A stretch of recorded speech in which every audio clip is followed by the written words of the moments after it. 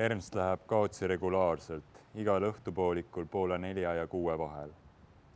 Kaubamaja ning ülikooli tänava vaheline haljasala, millega ühegi tartlase peas ei haaku ainustki mälestust. Kalderaudtee, mille tammidel karjatavad Vase tänava mustlased oma hobuseid. Ihaste päranipp, kust võib siivselt linna naasta või ka otse kabina peale keerata. Kesklinna hoovid, milles lumi aastaringi ei sula. Ilmatari ja Võruvälja tänavajupid ja Sirbi kaar, mille tagaaedade kaudu võib hooletu jalg sattuda Via Balticale, Laadoga äärde või Valtsplekist garaaži, kus tegutseb komisjon. Raadi kruusaauk, millesse süvenemise riskid on hindamata. Kurikuulus Läänekallas oma asundustega.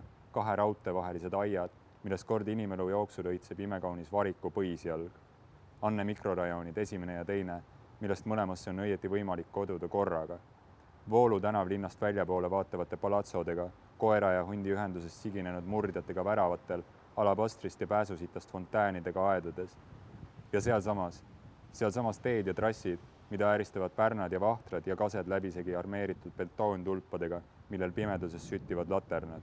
Vesi, mis jookseb otse läbi linna ja millest ülepääsemiseks on rajatud sillad, üks ots ühel, teine teisel kaldal. Hulk inimesi, kes väljuvad üheaegselt suurest tahukakujulisest hoonest ja pudenevad linna teiste hoonete suunas laiali.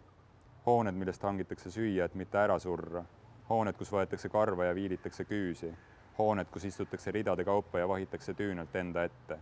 Inimesed, kahesilmsed ja ühepäised, paelaotsas karvased 4 jalaga loomad, vihmad, leitsakupäevad ja lehesadu, seintega piiratud õhk ja torudesse kängitsetud vesi, asfalt, kips ja profiilplekk. Terved kvartalid, mida ei leidu mujal kui väljamõeldistes ning sellised, mida pole neiski.